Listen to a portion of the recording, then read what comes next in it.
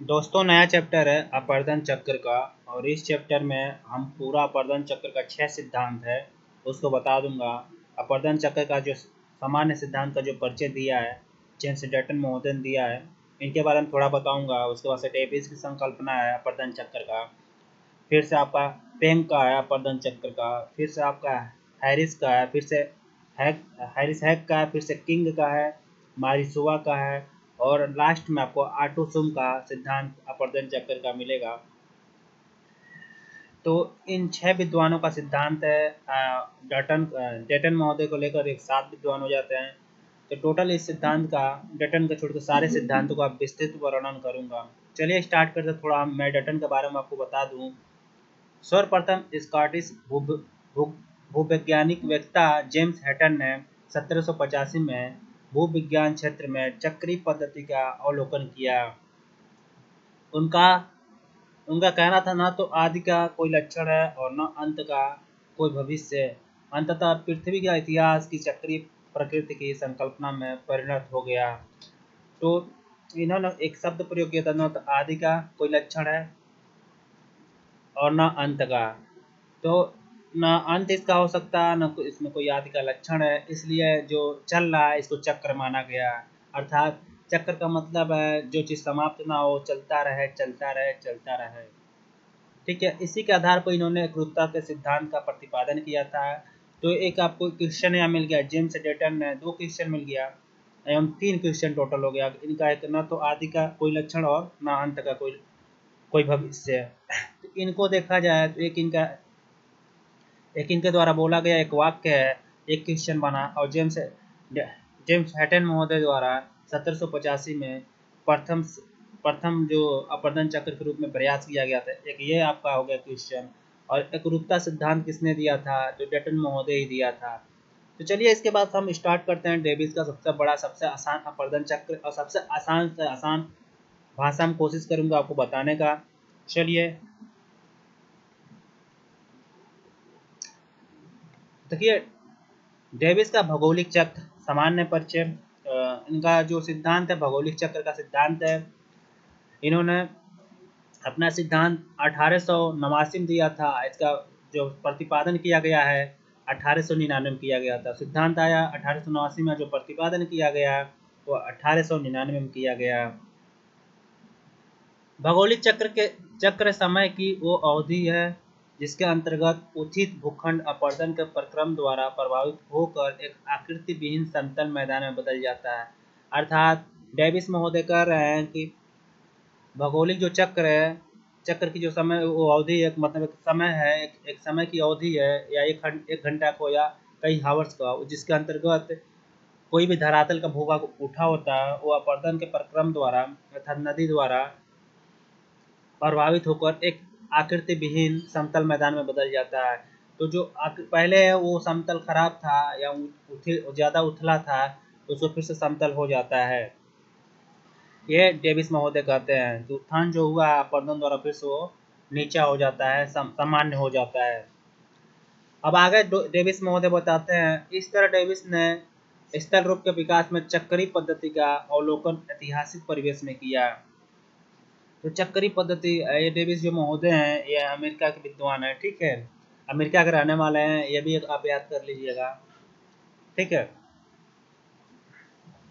Davis महोदय आगे बताते हैं, उन्होंने बताया कि स्थल रूपों के निर्माण एवं विकास पर संरचना प्रक्रम तथा समय या इसे अवस्था कहा जाता है। अब प्रक्रम जो है अपर्दन के कारक हैं। ठीक है, जो प्रक्रम है, तो प्रक्रम होते हैं प्रोसेस जिसे एजेंट बोला जाता है। यूँ आपको बताऊं सामान्य भाषा में, मान लीजिए कोई काम करने वाला मजदूर है, किसी चीज़ को कर रहा है, तो जो मजदूर है वो एक प्रक्रम में एक एजेंट है। जैसे आप किसी कंपनी में काम कर रहे हैं तो उसके बहुत सारे एम्प्लॉय होते हैं, तो एक प्रक्रम में एक एजेंट हैं, उस कंपनी को आगे बढ़ा रहे हैं। प्रक्रम क्या है? कोई एम्प्लॉय है। संरचना क्या है? किसी चट्टान की बनावट है। उसका अवस्था क्या है? जैसे कि आपकी आयु है, आप इस समय 18 साल के हैं, फिर से आप कभी आएगा समय 50 साल के हो जाएंगे। फिर अवस्था है, समय है जो चलता है। तो बता रहे हैं कि जो स्तर रूप का निर्माण होता है इन पर जो विकास होता है इन पर ये 3 चीज़, संरचना जो होता है मतलब चट्टान की बनावट होती है, एजेंट जो होते हैं और जो समय होता है, इन तीनों चीज का प्रभाव पड़ता है, ये डेविस महोदय बता रहे हैं। अब आगे चलिए देखिए डेविस महोदय क्या बताते हैं।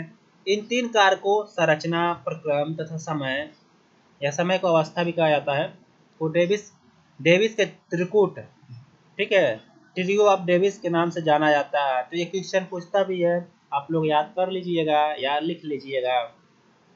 ये सामान्य फिगर आपको दिख रहा है, मैं इसको अभी बाद में बताऊंगा, मैं बस लगा दिया हूँ, इसको मैं समझा दूंगा। आप इस फिगर को देख के कोई भी टेंशन मत लीजिए, मैं आपको आराम से इसके बारे में एकदम सामान्य रूप से बता दूंगा। चलिए आगे देखते हैं डेविस महोदय क्या कहते हैं। देखिए दो फिगर है, आपको कहीं दो फिगर नहीं मिलेगा, मैं दो फिगर दे दिया हूँ ताकि आपको कोई फिगर जो पसंद आए उसके हिसाब से बना लें। यहाँ पर डेविस द्वारा प्रयुक्त उपरोक्त तीन शब्दों संरचना, प्रक्रम, प्रावस्था या समय, प्रावस्था का मतलब समय ही होता है, प्रक्रम का मतलब एजेंट होता है, एम्प्लॉय जो काम करने वाले हैं, ठीक है। तो इन तीन शब्दों संरचना, प्रक्रम, प्रावस्था का विस्तार से समझने की आवश्यकता है। तो डेविस महोदय का संरचना से अभिप्राय सेल की बनावट, मैंने बोला है कि स्ट्रक्चर कैसा है, उसकी बनावट कैसी, धरातल की बनावट कैसी है, उनकी कठोरता, उनमें अपरदन के आघात सहन करने की क्षमता से रहा है। तो इनके अनुसार कि जो स्ट्रक्चर है वहाँ की बनावट कैसी है, उनमें कठोरता कितनी है, और उस चट्टान में सहन करने की क्षमता कितनी है। तो उनके अनुसार आगे बोलते हैं कि विश्व में पाई जाने वाली, डेविस महोदय के अनुसार, जो शैलें मुख्य रूप से 4 वर्गों में रखा जा सकता है। डेविस महोदय पूरे विश्व में संरचना के हिसाब से शैलों को 4 वर्गों में रखा है, ठीक है। मैं इनका जो रूल है, जो इन्होंने बताया है, सिद्धांत बताया, उसको बता रहा हूँ सामान्य तौर पर आपको समझ आ जाए। तो इन्होंने पूरे विश्व में पहला जो बताया वो मुलायम सेल है, दूसरा जो बताया कठोर सेल है, तीसरा जो बताया मिश्रित सेल है, और चौथा जो बताया है ज्वालामुखी सेल है। तो पहला देख लेते हैं क्या मुलायम सेल क्या होती है। इसके अंतर्गत अवसादी अथवा परतदार सेलें सम्मिलित हैं। तो ये बता रहे हैं कि जो मुलायम सेल है, इसके अंतर्गत अवसादी जो परतदार सेलें हैं, ये धरातल के ऊपरी हिस्से पाई जाती है। ये क्षैतिज हो सकती हैं, नत हो सकती हैं, वलित हो सकती है, भ्रंशित हो सकती हैं, सभी प्रकार की हो सकती है। अर्थात सबसे मुलायम जो चट्टान होती है बहुत जल्दी अपरदन होती है, नदियाँ इसको बहुत जल्दी काटती हैं, यहाँ अपरदन चक्र बहुत तीव्र गति से चलता है। दूसरा आता है कठोर सेल, इनके अंतर्गत कैंथलिस एवं सहित समस्त अति कठोर सेलों को रखा जाता है, जिनके साथ साथ आग्नेय सेल की भी सम्मिलित हैं। तो ये पूरे विश्व में बता रहे हैं, पूरे विश्व में, पूरे वर्ल्ड में जितनी धरातल फैला है, जहाँ तक धरातल का विस्तार है, तो 4 प्रकार के सेल ये धरातल के ऊपर हिस्से पाई जाती है, बता रहे हैं, ठीक है। संरचना के हिसाब से संरचना जो होता है, बनावट जो होती है भूभाग का, भूदृश्य का कैसा होता है, तो ये बता रहे हैं। तो अब तीसरा जो बता रहे हैं मिश्रित सेल, इसके अंतर्गत अवसादी, रूपांतरित तथा एवं आग्नेय, मतलब जो तीनों प्रकार की सेलें होती हैं, इनमें से किन्हीं दो या तीनों के मिश्रण से सम्मिलित होती हैं। मतलब ये तीनों प्रकार की सेलों से वहाँ की बनावट या तो अवसादी और आग्नेय से बना होगा, नहीं तो अवसादी या रूपांतरित या आग्नेय, या अवसादी और रूपांतरित। तो इन तीनों में से कोई दो प्रकार या तीनों प्रकार की सेलें मिश्रित होंगी किसी लोकेशन पर, किसी लोकेशन या किसी क्षेत्र में, ठीक है, और वहाँ पर इनका मिश्रण होगा एक साथ, इसी को हम मिश्रित सेलें कहते हैं। अब ज्वालामुखी सेलें जान लेते हैं। डेविस के विचार से ज्वालामुखी क्रिया से निर्मित सेलों पर प्रक्रिया एवं प्रावस्था का प्रभाव अलग प्रकार का पड़ता है। तो ये जो बता रहे हैं कि देखिए मुलायम सेल पर जो नदियाँ होती हैं जल्दी का अपना अपरदन करती हैं, कठोर सेल पर धीमी करती हैं क्योंकि बहुत मजबूत होता है, मिश्रित सेल पर ये भी मजबूत होता है, इस पर भी जो नदियाँ अपरदन करती हैं वो धीमी करती हैं। अब ज्वालामुखी सेल पर कैसे करती हैं, ज्वालामुखी सेल है क्या, इसके बारे में डेविस महोदय बता रहे हैं कि ज्वालामुखी क्रिया से जो सेलें निर्मित होती हैं वो प्रक्रिया, ठीक है, प्रक्रिया एवं परावस्था का प्रभाव अलग प्रकार का पड़ता है। जो सेलों पर प्रक्रिया होती है या परावस्था या समय होता है, ठीक है, उसका जो प्रभाव जो पड़ता है अलग अलग अलग प्रकार का पड़ता है। मतलब उनका जो समय जो होता है, किस समय में वो अपरदन होंगी, ठीक है, जो क्रिया चलता है वो उसका जो प्रभाव होता है वो अलग होता है। तो दोनों का, समय का और जो क्रिया हो रहा है उसका अलग प्रभाव पड़ता है। इस प्रकार भूदृश्य के विकास में कार्यरत अपरदन को नियंत्रित करने वाला प्रमुख कारक संरचना है।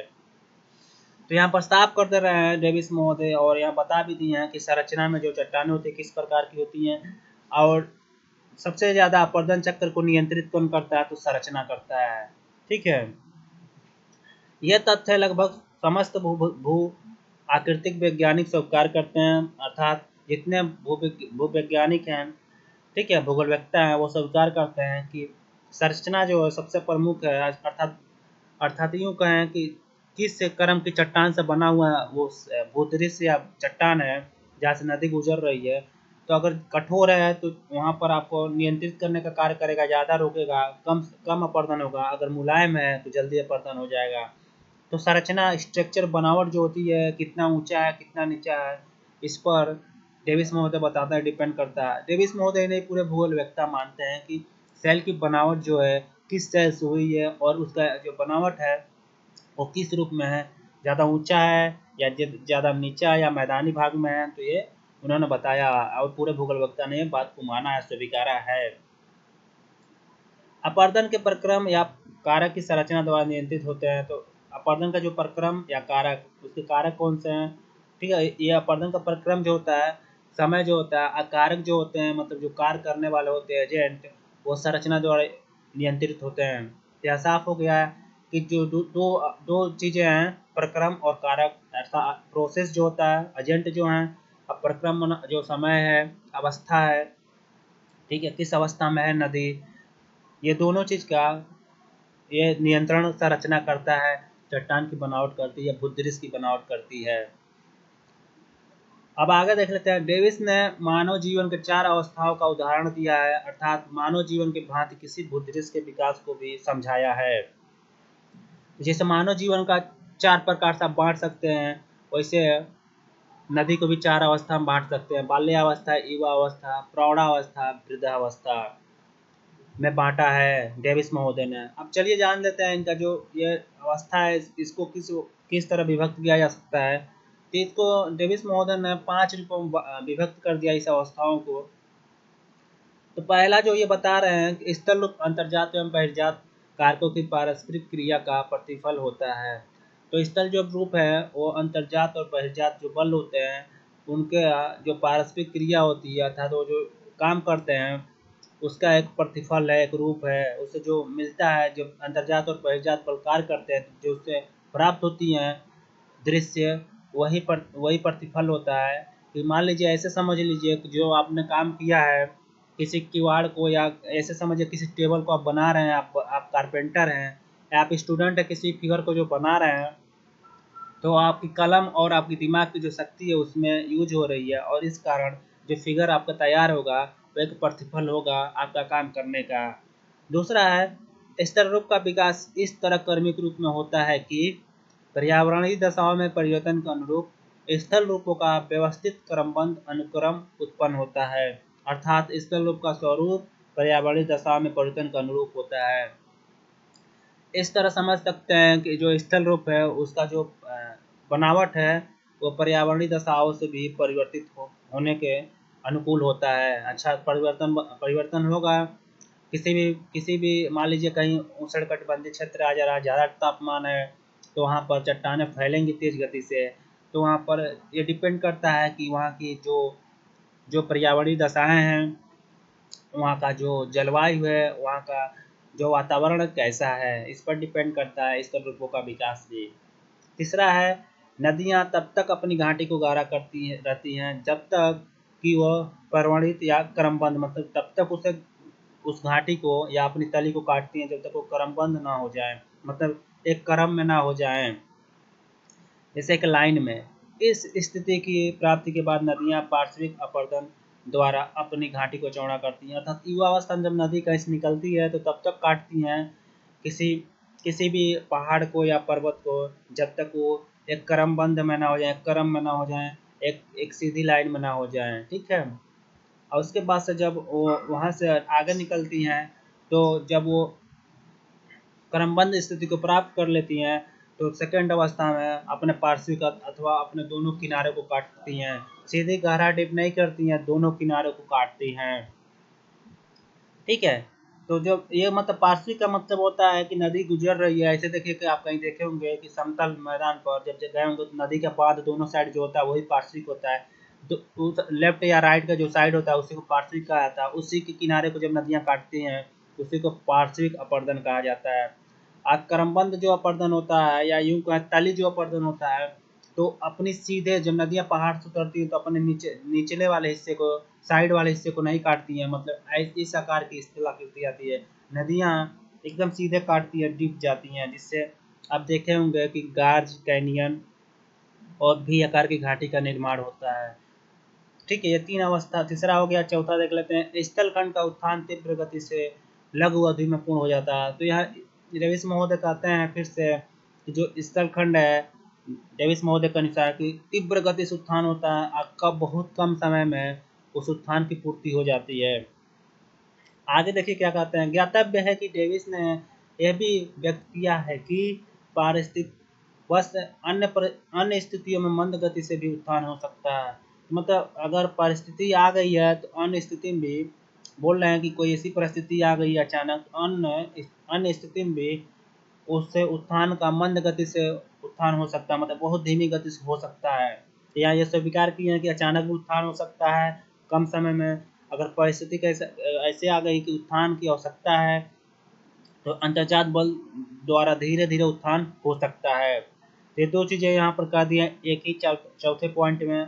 पांचवा बता देता हूँ। जब जब तक उत्थान समाप्त नहीं हो जाता अपरदन प्रारंभ नहीं होता। अर्थात डेविस महोदय कह रहे हैं या तो एक तो तीव्र गति से उत्थान हो, कम समय में पूरा हो जाए उत्थान, तब अपरदन शुरुआत होता है, या धीरे धीरे उत्थान हो परंतु उत्थान पूर्ण हो जाए, या उत्थान जो एकदम समाप्त हो जाए तभी अपरदन होगा।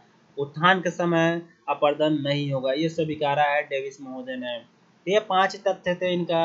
इन्होंने 5 तथ्यों के आधार पर एवं चार भागों में बांट कर इसमें पाँच एक तथ्य था कि कैसे का अपरदन चक्र कार्य करता है, इन्होंने बताया। ये बहुत इंपॉर्टेंट है।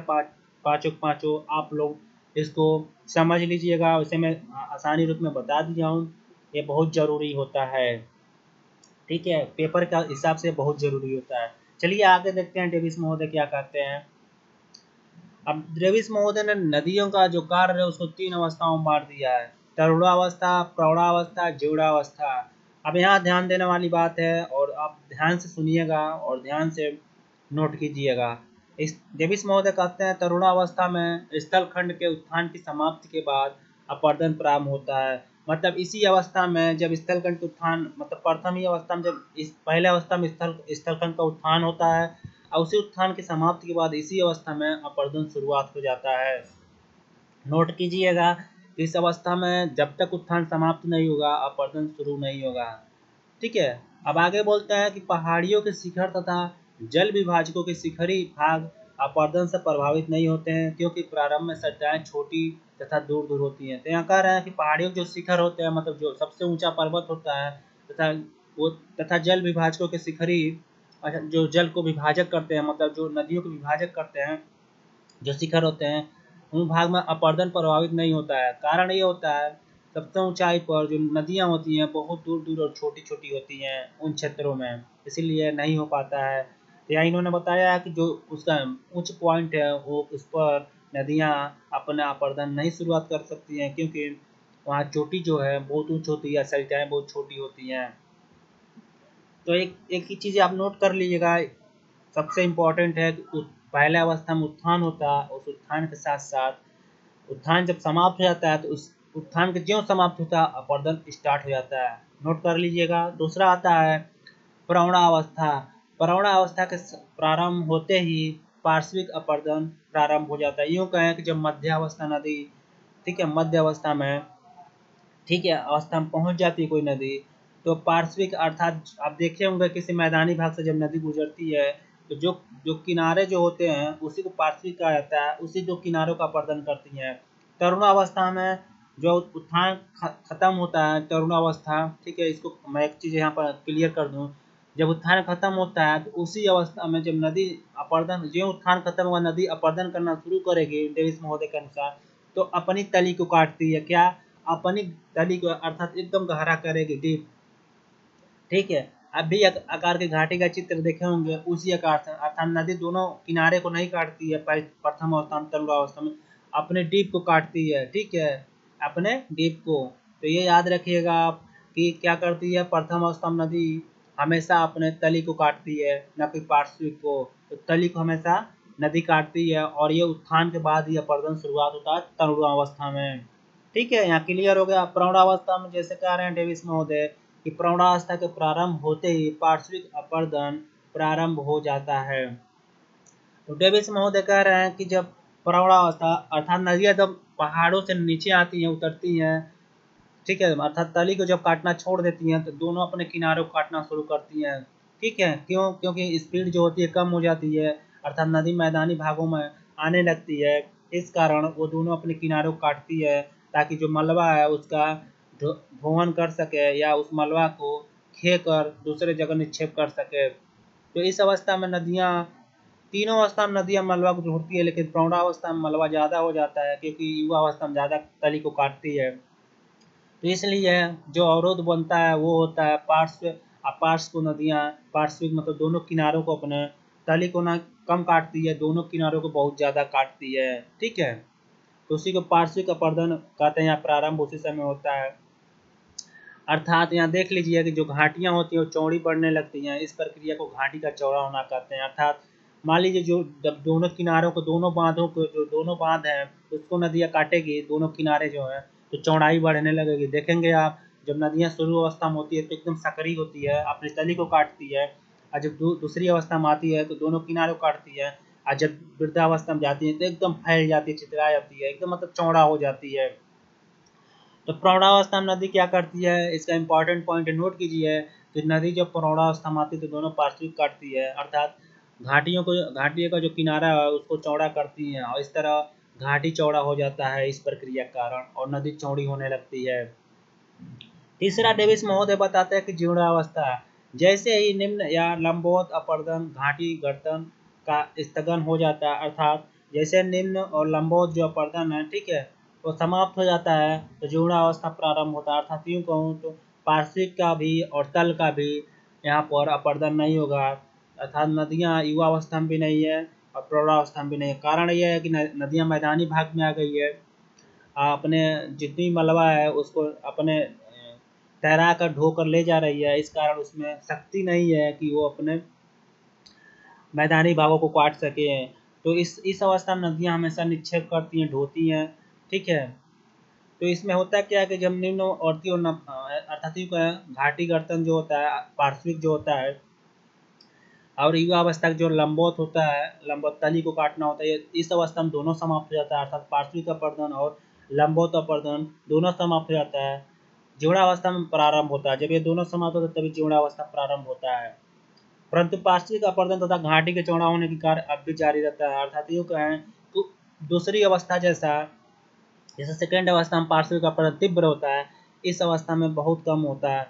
वैसे तो अपरदन नदियाँ तीनों अवस्था में करती हैं, लेकिन अवस्थाओं का उसमें वेग कितना है, उस धारा में उसकी ऊंचाई कितनी है, कितनी ऊंचाई से वो आ रही है और किस हिस्से में वो बह रही है, वहाँ की बनावट कैसी, स्ट्रक्चर कैसा चट्टान का, उस हिसाब से वो अपरदन करती हैं।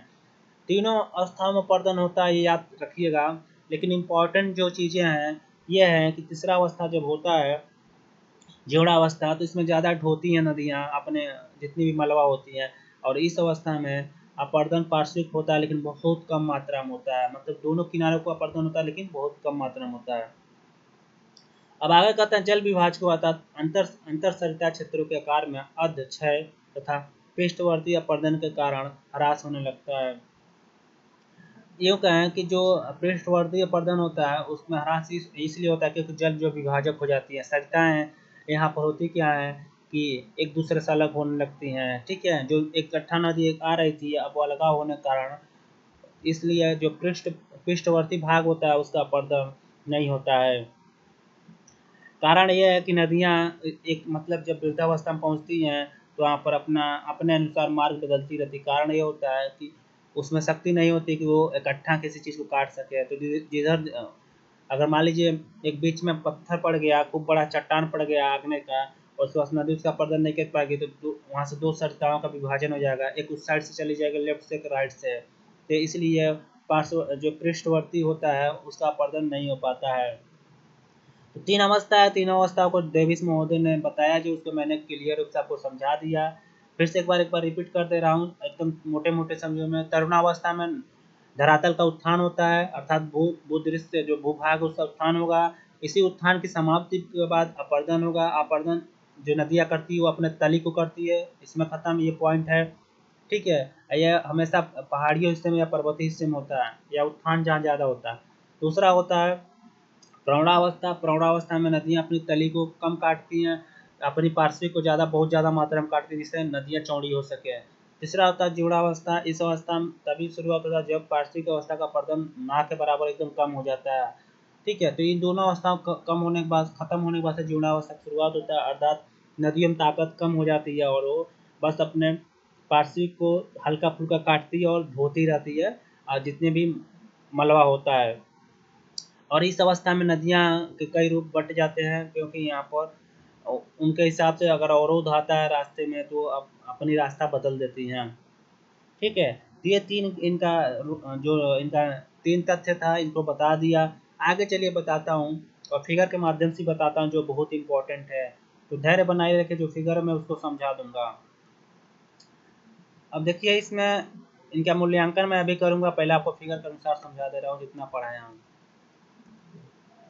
तो देखिए, इसमें डेविस महोदय, देखिए ये फिगर है, ये सागर तल से ऊंचाई है, और देखिए ये जो है, ये एक समतल मैदान है। ये यूं कहें कि यहाँ सागर तल है, ये सागर तल है पूरा, ये जो रेखा है सागर तल है। ठीक है, ये सागर तल है। ये सागर तल से मैदान जुड़ा रहता है, क्योंकि सागर तल से ही मैदानी भाग स्टार्ट होता है। अब यहाँ से ऊंचाई है, जितना उत्थान हो जाए, वो पर्वत हो या पहाड़ हो, तो ये समझिए कि पहाड़ की ऊंचाई है। यहाँ उत्थान स्टार्ट हुआ तीव्र गति से कम समय में, ऐसे बोल रहे हैं डेविस महोदय। प्रथम अवस्था में उत्थान समाप्त हो गया। इसी उत्थान समाप्त हो से यहाँ जो समाप्त, देखिए यहाँ से उत्थान तीव्र गति से जा रहा है, ये उत्थान दिखा रहा है, अपर वक्र है, इसे लोअर वक्र कहा जाता है। इसे अपर वक्र कहा जाता है, यूसी देखेंगे दिखा हुआ, इसको एलसी लोअर वक्र कहा जाता है। यूसी अपर वक्र, ये लोअर वक्र। ये दर्शाता है, ये जो वक्र है ये दर्शाता है ऊंचाई, और ये दर्शाता है सागर की मतलब तली है, जो मतलब निचला हिस्सा होता है जो अपर्दन का, तथा यूँ कहें कि जो तली होती है धरातल की, जो नदियाँ काटती है, उसको दर्शाता है। तो ये सबसे ज़्यादा ऊंचाई है, ऊंचाई से कैसे डाउन होते जा रहा है ये बता रहा है, और ये बता रहा है कि इसका अपर्दन किस हिसाब से हो रहा है ये बता रहा है। तो यूसी का मतलब होता है कि उत्थान कितना रह गया है, ये बताता है अपर्दन कितना हो गया। ठीक है, तो इसी अवस्था में, प्रथम अवस्था में बताएं कि उत्थान होता है, इसी में अपर्दन स्टार्ट हो जाता है। तो ये सामान्य फिगर है, अभी मैं बता देता हूँ। देखिए, इसी अवस्था में आपको दिखाई भी देगा कि इसी अवस्था में उत्थान भी होता है, अपर्दन भी होता है। देखिए मैं दिखा रहा हूँ आपको।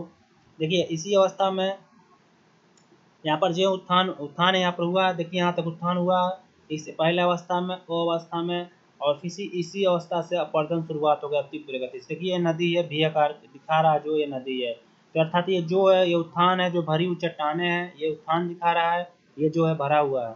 और ये जो खाली है, ये नदी है, नदी गुजर रही है, नदी बह रही है चट्टानों को काट के। तो फिलहाल मैं, चलिए अभी इसको समझाऊंगा, पहले इसको बता देता हूँ।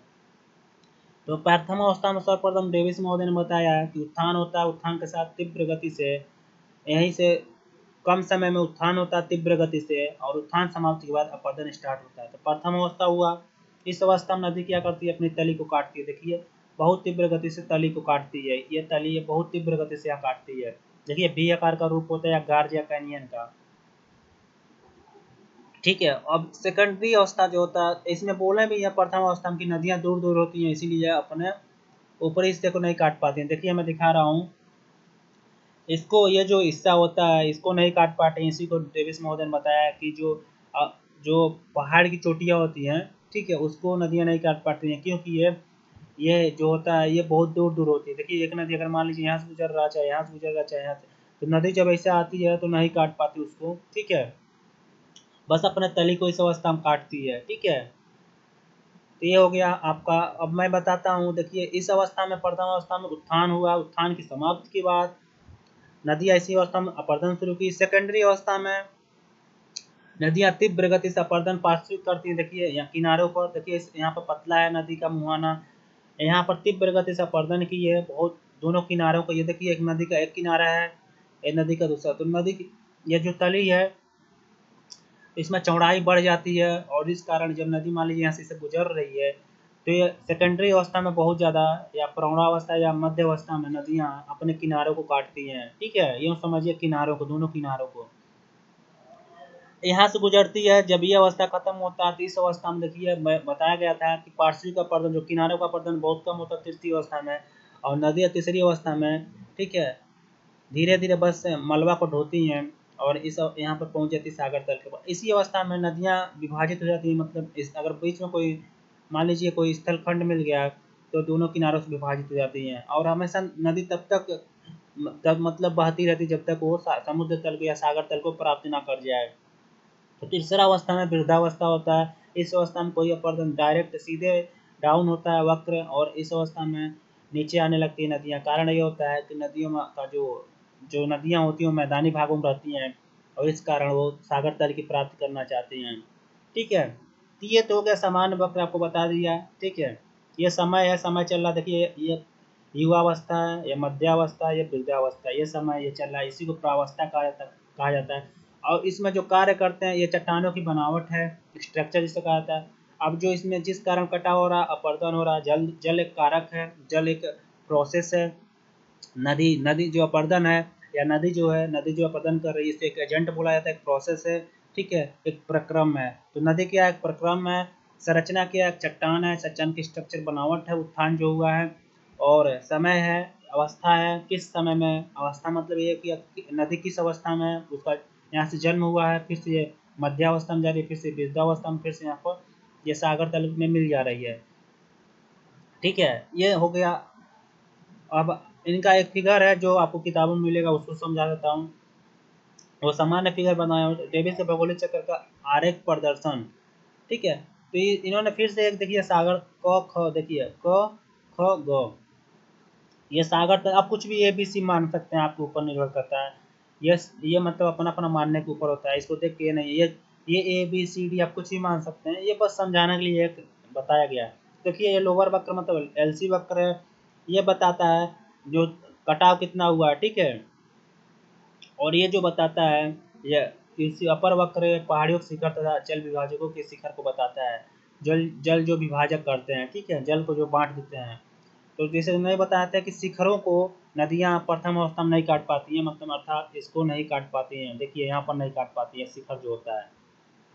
ठीक है, तो ये बताते हैं कि सागर तल से अचानक मान लीजिए कोई यह मैदान है। ठीक है, यहाँ से उत्थान हुआ, ख तक, क से ख तक पहुँचा, ये उत्थान हुआ, ये हुआ पहाड़ का, ठीक है, या पर्वत का। अब इस उत्थान में तीव्र गति से हुआ इस अवस्था में। ठीक है, यह प्रथम अवस्था है, और यह डाट डाट जो दिखाया गया है प्रथम अवस्था, ये पूरा देखिए यहाँ तक तरुणावस्था या प्रथम अवस्था है। सौ अ सौ अ सौ द। ठीक है, अब इसमें देखिए अ ब य द है, जो मतलब एलसी वक्र जो दिखाया गया आपको, ये एलसी वक्र जो दिख रहा है ये बताता है कि यहाँ के जो जो यहाँ की तली है, मतलब यहाँ पर कटाव कितना हुआ है। निचला हिस्सा बताता है कि यहाँ पर कटाव मतलब कितना हुआ, ऊपरी हिस्सा बताता है कि ऊंचाई कितनी है। ठीक है, तो ऊपरी जो वक्र बताता है ऊंचाई बताता है, निचला वक्र बताता है कि यहाँ पर जो कटाव कितना हुआ है या कितना डाउन हो गया है, जो उत्थान है। तो एलसी और यूसी वक्र समझ गए हैं। तो देखिए अब ओ य द आप पढ़ेंगे कहीं किताब में तो आपको इतना आसानी से नहीं मिलेगा, क्योंकि बहुत कन्फ्यूजन होगा आपको। तो प्रथम अवस्था में जब उत्थान समाप्त हो जाता है, अचानक उत्थान किसी लघु समय में होता है, छोटे समय में, मैं बताया हूँ पढ़ के भी। और इसी अवस्था में उत्थान ज्यों समाप्त होता है तो यहाँ से अपरदन शुरुआत होता है तीव्र गति से। देखिए तली है, यह जो निचला हिस्सा है इसको नदियाँ काटती हैं, तीव्र गति से काटते हुए आगे बढ़ती हैं। देखिए यहाँ से देखिए तीव्र गति से, यहाँ से भी तीव्र गति से नदी, यहाँ से भी नदी निकल रही है, यहाँ से तीव्र गति से काटेगी। सेम प्रोसेस यहाँ होता है, यहाँ से भी नदी निकल रही है, यहाँ से इसको तीव्र गति से काटेगी। तो इस अवस्था में नदियाँ बस तली को काटती हैं, अर्थात अपने निचले हिस्से को काटती हैं। जो मान लीजिए पहाड़ों से नीचे आती हैं तो निचले हिस्से को काटती हैं। तो इसमें बताया प्रथम अवस्था में नदियाँ अपने जो पहाड़ियों का जो शिखर होता है, इसको जो ये शिखर है, इन्होंने प्रथम अवस्था में बताया है, प्रयोग किया है कि शिखरों को नदियाँ नहीं काट पाती, अर्थात वो दूर दूर, अर्थात ये मिली नहीं रहती हैं, इसीलिए उस शिखरों को नहीं प्रथम अवस्था में काट पाती हैं। ठीक है, तो ये हो गया प्रथम अवस्था में, ये शिखर है, ये शिखर है, इसको नदियाँ नहीं काट पाती हैं। ठीक है, तो प्रथम अवस्था जो शिखर होता है, ये शिखर कैसे समाप्त होता है? यह अपक्षय की क्रिया के द्वारा फिर से टूट फूट के धीरे धीरे मिल जाता है और ये नदियाँ नहीं काट पाती हैं, अपक्षय द्वारा टूट जाता है धीरे धीरे। इसका ये नदियाँ इसमें आके मिल जाएगा। कैसे? क्योंकि ये अपक्षय इसको ख़त्म कर देगा। जो प्रोसेस एजेंट होते हैं, ये एजेंट होते हैं नदी में जो काम करते हैं, वो अपक्षय भी होता है और ताप दाप, ठीक है, छोटे छोटे जीव जंतु मिल के इसको खोखले कर देते हैं, जिससे फिर से यहाँ से रिसाव होने लगता है पानी का, फिर से नदियाँ बहने लगती हैं। तो प्रथम अवस्था आपको समझ आ गया होगा कि प्रथम अवस्था में उत्थान के साथ साथ ही ये नदियाँ जो होती हैं, जब उत्थान समाप्त हो जाता है, अपरदन करती हैं अपनी तली का, मतलब अपने निचले हिस्से को। यहाँ पर आप क्लियर हो गया। सेकेंडरी अवस्था में मतलब प्रौढ़ावस्था में जाती हैं, देखिए तो ये होता है नदी यहाँ से उतर रही है। अब होता क्या कि अब धीरे धीरे देखिए अपने अपने शिखर को काटना। अब यहाँ से नदी क्या करती हैं कि जो चौड़ाई होता है, जो जो दोनों किनारा होता है उसको काटती हैं। अर्थात इस अवस्था में नदी अपने तली को नहीं काटती। ध्यान से देखिए, यहाँ तक तो तली मतलब जब ये प्रथम अवस्था द्वितीय अवस्था में तली को काट रही है, लेकिन जो नदी आगे बढ़ रही है तो अपने दोनों किनारों को काट रही है। देखिए नदी ने यहाँ पर देखिए सीधा ढाल था, अब यहाँ पर इस किनारा का ढाल ऐसे हो गया, इस किनारे का, अर्थात नदी दोनों किनारों को काटती है। इस अवस्था में नदी क्या करती है? सेकेंडरी अवस्था में दोनों किनारे का, अपने दोनों किनारा जो पार्श्विक किनारा है दोनों, जिससे एक पता चलता है कि नदी बह रही है, दोनों बांधों को, जो बांध होता है उसको काटती है। ठीक है, अब तृतीय अवस्था में हल्का फुल्का काटती हैं पार्श्विक किनारे, क्योंकि उत्थान जो होता है समाप्त हो जाता है। और इस उत्थान तृतीय अवस्था देखिए जोड़ावस्था जो होता है, इस उत्थान के समाप्त के बाद देखिए धीरे धीरे उत्थान जब समाप्त हो रहा है, देखिए धीरे धीरे जो इसी पहाड़ी का जो शिखर है धीरे धीरे डाउन हो रहा है, अर्थात अपर्दन यहाँ पर होता है, समाप्त हो जाता है। यहाँ मतलब तीन, यहाँ पर अवस्था में तो तीनों में देखिए, इसमें तीव्र अपर्दन होता है, इसमें थोड़ा किनारों का अपर्दन होता है, इसमें बहुत कम अपर्दन होता है, इसमें बस मलबा का ढोन होता है और नदियाँ अपनी तल की प्राप्ति करती हैं। तो इसके साथ साथ जब वृद्धावस्था में या जीर्णावस्था में नदी पहुँचती है, तो डेविस महोदय ने बोला है कि इस अवस्था में नदी जब पहुँचती है तो अपने शिखर की, और जो होता है कि तल को नहीं काटती है, बहुत कम शिखर को काटती है, तल को तो काट ही नहीं पाएगी क्योंकि वेग नहीं होता, मैदानी भागों में आ जाती है। और इस कारण यहाँ पर होता क्या है कि नदियाँ कई हिस्सों में बढ़ जाती हैं, ठीक है, और अपने सागर तल को प्राप्त करती हैं। और जो मलबा ले ले रहती हैं उसको, जो सागर होता है वहाँ पर निक्षेप, सागर तल जो होता है वहाँ निक्षेप कर देती हैं। और इसके इसी निक्षेप जब करती हैं तो इस निक्षेप करने से पहले ही इनमें इन्होंने एक मोनाडनाक स्थलाकृति का बताया है कि ये जब तब होता है जब नदियाँ, मान लीजिए बीच में कोई कठोर चट्टान पड़ गया तो उसको हल्के हल्के धीरे धीरे काटती है पार्श्विक अपर्दन से किनारों को उसको, और इसमें छोटे छोटे लगभग स्थलाकृतियों का निर्माण हो जाता है मैदानी भागों में। उसी को इन्होंने बोला मोनोडनाक। हल्का हल्का सर्पाकार, एक मतलब ऐसे आकार का, आप बैठेंगे उसको तो एकदम मतलब अच्छा दिखाई देगा। तो इसको देखेंगे दूर से तो बहुत शानदार दिखाई देता है, और जब नदी देखेंगे मैदानी भागों में बहती है तो ऊंचे ऊंचे थोड़े थोड़े भाग दिखाई देते हैं, उसी को मोनाडनाक बोला जाता है। तो ये इनका तीन अवस्था था, और मैंने दो फिगर से आपको कवर किया हूँ। आपको कहीं दो फिगर नहीं मिलेगा, दोनों फिगर से मैंने बताया हूँ कि जो डेविस का सिद्धांत है कैसे काम करता है। तो आई होप आपको समझ में आ गया होगा ये चित्र पूरा, कि इस अवस्था में नदी का उत्थान होता है और यहाँ पर बस अपर्दन अपर्दन जो होता है बहुत तीव्र गति से होता है उत्थान समाप्ति के बाद। द्वितीय अवस्था में पार्श्विक अपर्दन होता है, अर्थात नदियों को दोनों किनारों का होता है, तली का अपर्दन होता है बहुत कम होता है, जो मलबा होता है वो घर्षण के साथ अपर्दन करता है। तृतीय अवस्था में अपर्दन पार्श्विक हल्का फुल्का होता है, और यहाँ पर प्रथम और द्वितीय अवस्था जब समाप्त होती है, तृतीय अवस्था जब तभी स्टार्ट होगा जब पार्श्विक अपर्दन बहुत कम मात्रा में होता है। इस अवस्था में मोनोडनाक स्थलाकृति का एक निर्माण होता है, डेविस महोदय ने बताया है। और ये तभी होता है जब कोई कठोर चट्टानें पड़ जाती हैं और उसको नदी पार्श्विक अपर्दन द्वारा हल्का फुल्का काट देती है, तो ये दूर से देखने पर एक मतलब एक उभरा हुआ, एक छोटा सा देखेंगे उभरा हुआ स्थल दिखाई देता है नदी के बीच में, ठीक है, जो बहता हुआ जल होता है, ठीक है, मैदानी भागों में, तो इसी को मोनोडोनाक बोला जाता है। ये स्थलाकृति वृद्धावस्था में बोलती है। आइए जीर्णावस्था या वृद्धावस्था याद रखिएगा, ये पूछता भी है मोनोडोनाक जो है स्थलाकृति किसकी सिद्धांत में बताया गया है, तो ये है डेविस का। तो आई होप आपको समझ में आ गया होगा। तो नदी पहाड़ों से जब तक सागर तल को प्राप्त नहीं करती तब तक अपर्दन और ढोवन और पार्श्विक अपर्दन और तलीय अपर्दन करती हैं। तो पूरा सिद्धांत यहाँ समाप्त होता है। चलिए थोड़ा मूल्यांकन है बचा कर देता हूँ, उसके बाद से ये सिद्धांत है और इस वीडियो को समाप्त करता हूँ। चलिए देख लेते हैं मूल्यांकन क्या है डेविस महोदय का, क्या उनमें मूल्यांकन इनमें कमियां थोड़ा बहुत है कि नहीं। यद्यपि डेविस ने अपने मॉडल सिद्धांत में संरचना प्रक्रम, ठीक है, संरचना मतलब चट्टान की बनावट, फिर से रिपीट करो, प्रक्रम जो होता है, जो प्रक्रम कौन कौन से, मतलब जो एजेंट कौन कौन से काम कर रहा, नदी है एक एजेंट है, अपक्षय में रासायनिक भौतिकी अपक्षय, छोटे छोटे प्राणी प्राणी वैविक जीव जंतु हैं, ये प्रक्रम होते हैं जो चट्टानों को काटते हैं। समय मतलब जब ये कटी है, इसके इस प्रोसेस द्वारा जो इस संरचना है, जो ये पहले अवस्था से दूसरी अवस्था, दूसरी अवस्था तीसरी अवस्था में कैसे प्रवेश की है, तो ये समय बताता है। तो इन तीन कारकों का उल्लेख किया है डेविस महोदय ने, इनका सिद्धांत, अपने सिद्धांत में इन तीन कारकों का उल्लेख किया है, परंतु इन्होंने सर्वाधिक बल समय पर दिया है, अर्थात जो समय इस पर दिया है, ठीक है, किस अवस्था में समय पर इन्होंने दिया है सर्वाधिक। प्रक्रमों का उल्लेख अनुभविक स्तर से ऊपर नहीं उठ सक पाया है। अगर यूँ देखें तो अगर आप नहीं पढ़ेंगे दिमाग लगा के तो आपको पता नहीं चलेगा कौन से प्रक्रम काटे हैं। तो मैं अपने हिसाब से बता दिया हूँ, जो जहाँ तक मैं समझता हूँ इनके सिद्धांत को। जो प्रक्रम होते हैं, नदी होती है, एक नदी के साथ साथ प्रक्रम जो अपक्ष होता है, जैसे कि प्राणी वैविक जो जीव जंतु होते हैं जो पहाड़ों में होते हैं, और उसके साथ साथ जो उसके साथ जो होता है रासायनिक अपक्षय होता है, अर्थात जो ऑक्सीजन, कार्बन डाइऑक्साइड और नाइट्रोजन हाइड्रोजन मिल जाता है चट्टानों में, तो चट्टानों वहाँ पर चट्टानों का रूपरेखा बदल जाता है, तो टूट जाती हैं। ताप पड़ता है, ताप भौतिकीय अपरदन होता है, तुषार पड़ता है, बर्फबारी होता है, इस कारण भी अपरदन होता है। ये एजेंट हैं, ये प्रोसेस हैं, इनको विस्तृत रूप से नाम लेके नहीं बताया है कि बस प्रक्रम बोल दिया, प्रक्रम का उल्लेख नहीं किया, ये मतलब दृश्य रूप से नहीं दिखाया है।